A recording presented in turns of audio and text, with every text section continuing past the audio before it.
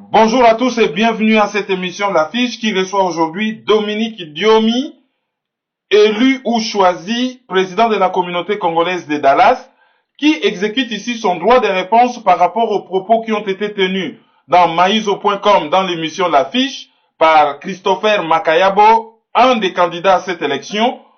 Maïzo.com est un site qui respecte la loi, c'est ainsi que nous accordons la parole à Monsieur Dominique Diomi depuis Dallas. Bonjour Monsieur Dominique Diomi. Bonjour mon frère Kevin Maïzo. Alors, nous vous avons, disons, vous nous avez contacté pour exercer un droit de réponse. Vous êtes élu pour beaucoup de gens, choisi pour d'autres, président de la communauté congolaise de Dallas. Quels sont les propos dans l'émission L'Affiche où vous avez été cité qui vous ont choqué et qui amènent ce droit de réponse? Bon, personnellement, je trouve que, en tant que servant, parce qu'avant que Dominique Diomi ne soit élu président de la communauté congolaise de Dallas, Dominique Diomi est d'abord servant de la communauté congolaise de Dallas. Il faut que l'audience le sache. J'ai servi au sein de la communauté congolaise de Dallas pendant 8 ans à peu près. Je suis résident de Dallas pendant un peu plus de 10 ans maintenant. J'ai été choqué de voir ma communauté être dénigrée, traînée dans la boue dans les médias internationaux. Vous voyez, vous êtes basé en Europe, nous sommes ici aux États-Unis, et il y a certains propos que personnellement je n'ai pas appréciés. Ceux de dénigrer cette organisation qui existe depuis 1982, qui a fait bénéficier beaucoup de Congolais de Dallas de son support, de son soutien dans les moments de joie comme dans les moments de malheur. Et surtout de traîner dans la boue une composante de notre organisation qui est de ce fait la commission électorale indépendante de Dallas, qui est composée de personnes intègres, de personnes responsables et surtout insulter la communauté tout entière de ce fait. Alors, on va faire point par point. Par exemple, on vous soupçonne de collusion avec un des membres de la commission électorale. Avez-vous des amitiés dans la commission électorale ou pas? Personnellement, j'ai des amitiés dans toute la communauté. Je ne crois pas que ce soit une accusation fondée, parce que même le monsieur qui vous a adressé, monsieur Christopher à l'occurrence, est une personne que je considère aussi comme un membre de famille. Vous voyez? Ça fait 8 ans que je suis dans la communauté, j'habite dans cette communauté, c'est tout à fait normal que je connaisse tout le monde, que j'ai des affiliations avec tout le monde. Mais je crois que traîner un membre particulier de la communauté dans une histoire de corruption ou de collusion, je crois que cela ne note que de la pure fiction. Alors, il y a un autre problème, c'est que il a été dit que vous habitez plutôt à Odessa et non à Dallas. Et que votre adresse de Dallas est une adresse, disons en quelque sorte fictive. Vous avez juste brandi une facture d'électricité. Est-ce vrai? Ça c'est quelque chose de totalement faux. Parce que pour les gens qui me connaissent, ils me voient toujours à Dallas. Non seulement j'habite à Dallas, ma famille habite à Dallas, mes parents habitent à Dallas, mon frère habite à Dallas. J'ai vécu à Dallas pendant plus de 10 ans. Mes affaires se passent à partir de Dallas. Je travaille pour une compagnie qui est basée à Dallas. J'ai peut-être une résidence secondaire à Odessa pour raisons professionnelles, mais mon domicile principal reste à Dallas. Au moment où je suis en train de vous parler, je suis à Dallas. Voilà. Et il y a beaucoup de personnes qui peuvent l'attester. Êtes-vous toujours marié? Parce qu'une des conditions, c'était d'être marié. Je suis toujours légalement marié, selon l'État du Texas. Et êtes-vous de bonne moralité? N'avez-vous pas des ardoises vis-à-vis de certaines demoiselles qui auraient pu peut-être blesser votre candidature?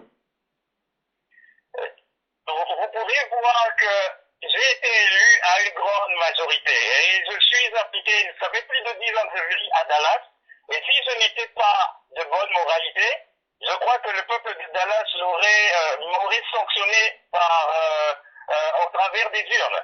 Mais si vous voyez que cela a été le contraire, j'ai été élu à un suffrage universel, je crois que les gens de Dallas me jugent d'une probité irréprochable.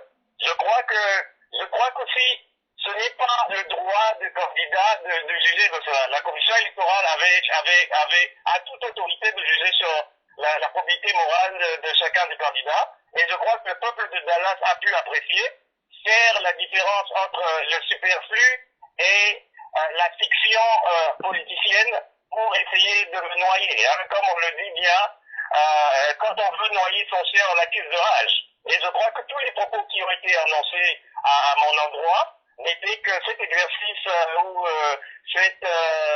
ces manigances pour essayer de noyer le candidat Dominique Diomi, qui se présentait avec une organisation supérieure, avec une technique assez supérieure. Vous avez travaillé avec l'ancien comité, vous êtes redevable de son bilan. Pourriez-vous, en résumé, vous l'avez fait au début de l'émission, nous parler un peu de votre bilan au niveau de la communauté pendant les 8 ans où vous avez travaillé là-dedans? Nous pouvons dire ceci, parce que quand j'ai travaillé pendant 8 ans au sein de la communauté congolaise de Dallas, cela n'a pas été fait sous un seul président. J'ai travaillé sur plusieurs administrations, vous voyez. Et j'ai commencé à m'appliquer, parce que Dominique Diomi est jeune, hein. Quand je suis entré dans la communauté, j'ai commencé à servir la communauté. J'ai fait plusieurs années d'apprentissage. Je voulais savoir ce qui se passait, ce qui n'allait pas bien, ce que nous pouvons apporter en tant que jeune, en tant que personne formée aux États-Unis. Je peux vous dire qu'en tant que leader, si je peux me considérer de la communauté, notre bilan n'a pas toujours été positif, hein, que ce soit le bilan de l'administration passée ou des administrations passées. Nous avons eu beaucoup de challenges auxquels nous avons dû faire face, mais je crois que la responsabilité n'incombe pas seulement à Dominique Diomi ou au président précédent, mais cette responsabilité incombe à tous les Congolais, dont M. Christopher Makaya vous fait partie, parce qu'il a vécu à Dallas à peu près pendant 19 ans. Vous voyez un peu. Je crois que c'est vraiment malhonnête de passer sur les ondes des radios, de télévision et de pointer les doigts à toutes les administrations. Vous devez savoir que la communauté congolaise de Dallas vit premièrement de la participation de ses membres, c'est-à-dire participation intellectuelle, participation financière. Et s'il y a quelque chose qui ne va pas, la responsabilité n'incombe pas seulement au comité directeur, mais aussi aux membres de la communauté. Vous voyez un peu. Je sais qu'en tant que dirigeant, nous avons beaucoup de choses à nous reprocher. Ça, je n'en disconviens pas. Mais c'est malhonnête d'essayer de pointer du doigt et d'essayer de se discuter, surtout qu'on n'est pas nouveau venu à Dallas. Alors, vu que l'environnement où vous évoluez est problématique, entre guillemets, quelles sont les innovations que vous allez apporter pour que les choses changent? Personnellement, je me dis qu'il y a un travail de réconciliation à faire.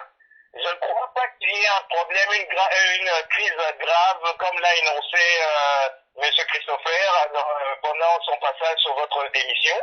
Nous avons un environnement assez sain par rapport à, si nous devons le comparer à d'autres communautés congolaises à travers le monde. Hein. Nous sommes une des rares communautés, par exemple, je vais vous donner juste un exemple, où les gens automatiquement aident leurs frères à trouver du travail, à aller trouver des logements, à avoir accès aux services sociaux aux États-Unis et d'autres services d'ailleurs. Je peux vous dire que généralement quand un Congolais meurt à Dallas, nous pouvons facilement débloquer entre 30 ou même plus $1000 pour l'aider. Nous sommes une des rares communautés au monde qui, par exemple, rapatrie nos frères qui sont malades, qui doivent voir leur famille pour une dernière fois, ou qui s'occupent d'autres aspects de nos membres.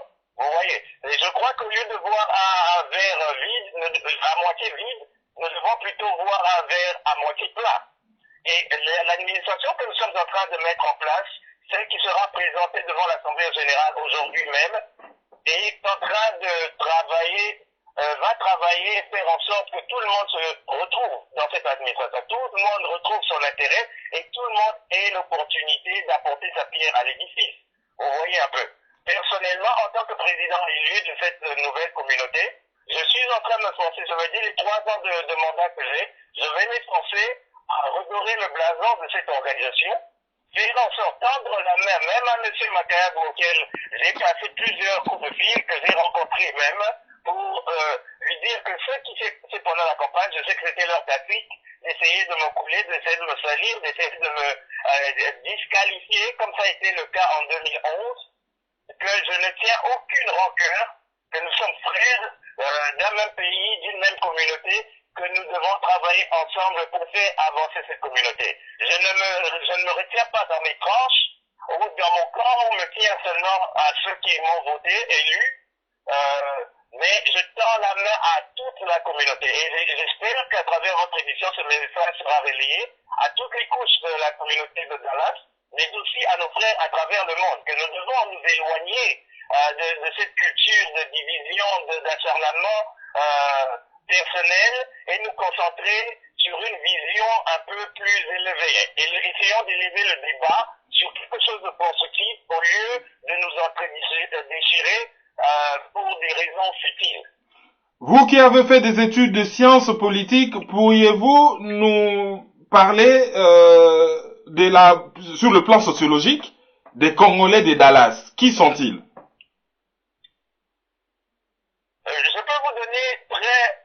Je peux vous donner un aperçu assez bref de la communauté congolaise de Dallas. Je peux vous dire déjà que à Dallas, près de 100% de la composition de notre communauté est faite de personnes qui travaillent. Nous avons très peu de chômeurs. Nous avons beaucoup d'entrepreneurs à Dallas. Nous avons beaucoup d'intellectuels à Dallas. Et notre taux carcéral est pratiquement proche de 0%. Donc nous avons quand même une communauté qui a l'opportunité ici, qui a les potentialités d'être une référence en matière de gestion, en matière d'organisation pour toutes les communautés congolaises à travers le monde. Et c'est une des raisons pour laquelle nous avons investi les ressources. Personnellement, j'ai investi mon temps, les 8 ans de service, pour un jour voir l'émergence de cette communauté phare, cette communauté qui pourrait être, comme nous le disons ici en Amérique, Dallas the best Congolese community in the world. Et notre vision est celle de faire de cette communauté une communauté meilleure, une communauté qui sert de modèle pour les communautés congolaises de Dallas. Et quand je le dis, c'est par rapport à ce potentiel que j'ai identifié, c'est par rapport à ces gens, à ces jeunes formés, à ces vieux pleins de sagesse que j'ai trouvés ici à Dallas. Et personnellement, ça me choque de voir que ces personnes que j'ai rencontrées à Dallas soient mis dans un même carcan, dans un carcan qui les dépeint d'une manière négative.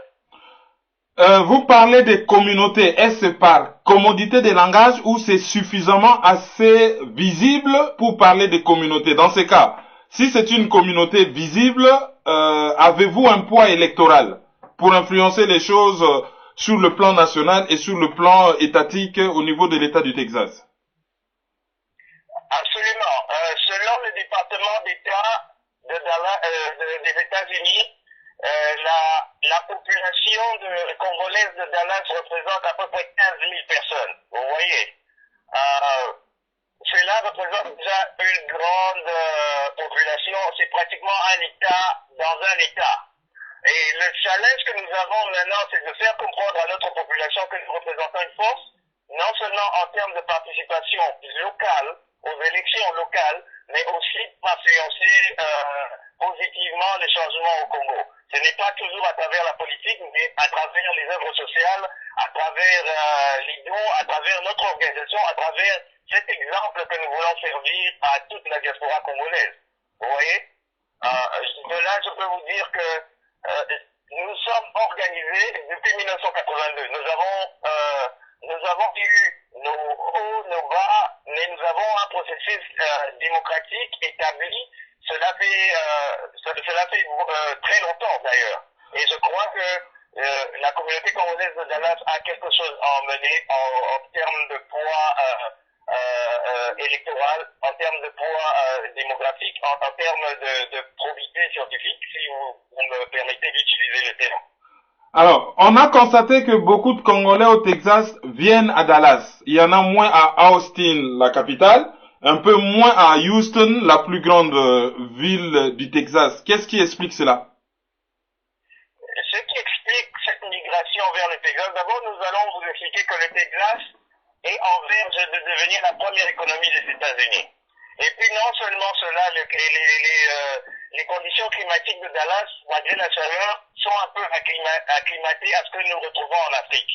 Nous avons un peu des hivers assez doux, nous avons une économie florissante, et non seulement ça, nous avons cette culture de communauté où il est facile de s'intégrer. Parce que dès que vous arrivez, il y a quelqu'un, vous connaissant ou pas, qui peut vous aider à trouver du travail, vous aider à trouver un logement, vous aider à intégrer facilement. Cela peut être fait formellement au travers l'organisation CCDFW, qui est l'organisation de la communauté congolaise ici, mais aussi à travers n'importe quel Congolais que vous rencontrez, membre de la communauté. Vous voyez? Et cela a été causé par une culture. Une culture, ce n'est pas arrivé par hasard. Une culture qui a été créée, qui a été renforcée par les pionniers de cette communauté. Et des fois, nous manquons de reconnaître ce travail qui a été fait par les présidents, les administrations passées, par les aînés, les pionniers de cette communauté, qui font de Dallas cet arbre de paix ou arbre de croissance ou d'intégration que nous avons aujourd'hui. Que fera Monsieur Dominique Diomi dans les 100 jours à venir? L'action d'éclat ou même pas d'éclat qui marquera la présidence, qui démontrera que les choses vont enfin bouger dans la communauté. Nous avons un plan qui s'appuie sur 3 piliers principaux, c'est-à-dire le social, l'éducation et puis les affaires. Nous voulons renforcer les capacités des business congolais, des entreprises congolaises qui se trouvent déjà à Dallas, les aider à intégrer ce nouvel âge digital, renforcer leurs capacités en termes de couverture. Nous voulons couverture leur capacité de saisir cette opportunité que nous avons au Texas. Nous voulons faire en sorte que nous puissions tous, en tant que communauté, vivre ce rêve américain. Mais je peux vous donner, par exemple, vous savez que le meilleur business d'une minorité, parmi toutes les minorités au Texas, c'est un business congolais. Ce business s'appelle le Romulus Group. Le Romulus Group a réalisé 13 millions de dollars de chiffre d'affaires pendant l'année 2013. Et je crois que si nous créons une chambre de commerce congolaise de Dallas, nous pouvons partager ces expertises parmi les businessmen congolais qui ont une certaine dextérité dans les affaires et aider ceux qui sont en train d'émerger dans ce domaine pour non seulement aider la communauté congolaise de Dallas, mais aussi emmener cette expertise jusqu'au Congo. En termes d'éducation, notre objectif est celui de rivaliser avec la communauté nigériane, qui est composée de 67% de membres qui ont au moins une licence ici aux États-Unis. Et nous sommes en train de lancer un programme de mentorship où la plupart de Congolais qui sont déjà éduqués ici aux États-Unis peuvent avoir l'opportunité de partager leurs connaissances, leur savoir-faire avec les jeunes frères et sœurs ou les étudiants congolais internationaux qui nous arrivent ici à Dallas pour que nous puissions faciliter cette émergence intellectuelle ici à Dallas. Nous avons aussi dans notre plan social, nous allons essayer de faciliter l'accès aux services sociaux américains, les ressources qui sont déjà mises à notre disposition. Des fois, les frères et sœurs ont des problèmes pour les connaître et pour connaître toutes les procédures, pour y avoir accès, juste à cause du problème de la barrière de la langue. Nous venons d'un pays francophone et les États-Unis sont un pays anglophone. Vous voyez? Et nous devons savoir qu'il y a beaucoup de Congolais, il y a beaucoup d'organisations congolaises qui sont déjà en place aussi. Et nous ne prétendons pas réinventer la roue en essayant de créer des programmes tout nouveaux, mais nous voulons travailler en coopération avec les organisations qui fonctionnent déjà ici à Dallas, travailler en connivence avec les organisations étatiques. Nous voulons travailler avec les églises qui ont aussi des départements de social, des départements pour aider les Congolais à faciliter leur intégration ici à Dallas.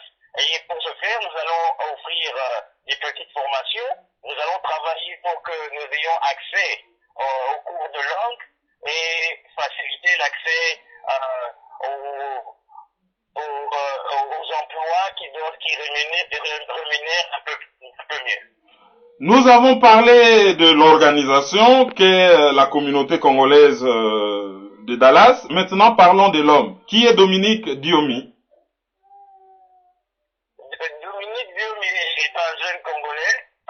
Je suis né et j'ai grandi, grandi relativement au Congo.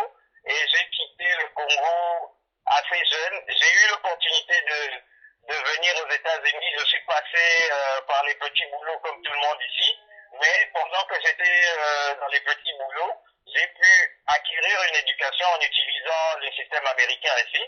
J'ai un diplôme, un bachelor en sciences politiques et administration des ONG. Mais présentement, je suis en train de travailler sur une autre licence d'ingénieur avec concentration sur le pétrole. Je suis chef d'entreprise. J'ai plus de 8 ans d'expérience en logistique. J'ai plus de 8 ans d'expérience dans le domaine des ONG. Mais pour résumer, je suis aussi marié et père d'un enfant. Mais pour résumer le tout, je suis vraiment passionné du Congo, un passionné fils du Congo qui veut voir son pays émerger du chaos, qui veut voir la diaspora se concentrer sur notre tâche essentielle et celui qui est d'acquérir les connaissances, les moyens pour l'émergence de notre pays, la République démocratique du Congo. Je peux dire... Désolé de vous avoir interrompu. La présidence de la communauté congolaise de Dallas ne sera pas un tremplin pour la politique au Congo? Vous savez, comme on le dit si bien, il y a des moments où le philosophe se convertit en roi. Mais pour ce qui se passe, pour le moment, Dominique Diomi n'a aucune affiliation politique et ne compte pas en avoir pendant très longtemps. Je ne sais pas ce que Dieu a en réserve pour moi dans le futur, mais en tout cas, quand je regarde au moins les 6 prochaines années, je compte servir ma communauté, soit en tant que président comme j'ai été élu, ou à travers d'autres positions que je pourrais acquérir à la fin de mon mandat. Mais je compte personnellement servir ma communauté. La politique, c'est quelque chose que je ne trouve pas très productif pour le moment. C'est plutôt le travail dans la communauté, unir ma communauté, mettre des bases solides pour maximiser les efforts que les pionniers de cette communauté ont mis en place, qui est ma première préoccupation pour le moment. Êtes-vous traumatisé par ce qui est arrivé à votre frère Diomi Ndongala, qui est prisonnier politique au Congo? Je suis assez, je ne dirais pas traumatisé, parce que vous devez savoir que nous venons d'une famille qui est habituée au combat. Nous avons beaucoup payé dans ce combat que ce soit au travers le combat pour l'indépendance du Congo. Nous avons payé à travers le processus démocratique et je crois que mon frère est en train aussi de payer ce prix-là. C'est vrai que je ne voudrais pas voir mon frère incarcéré pendant autant d'années, voir sa famille, ses enfants un peu terrorisés et comment dirais-je, et aussi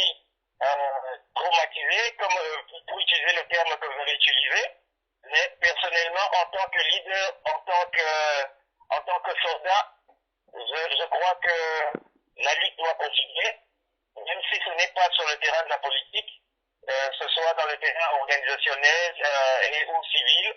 Je crois que personnellement, ce qui arrive à mon frère ne me donne me donne plus de rage dans le sens où je veux voir ma communauté évoluer, je veux voir les business congolais être les meilleurs dans la contrée.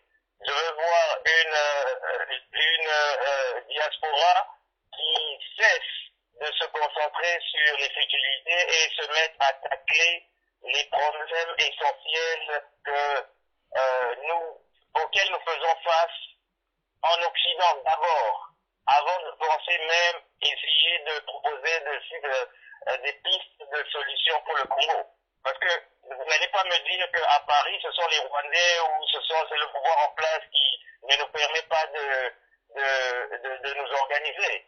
Cette responsabilité est d'abord la nôtre. Nous devons nous organiser, nous devons émerger, nous devons mettre une politique en place afin d'émerger avant même d'entrer dans l'arène politique et essayer de pointer du doigt qui que ce soit. Nous devons d'abord nous rendre compte que notre destinée nous appartient et que cela ne commence pas directement par des positions politiques, mais cela commence d'abord par les petites choses.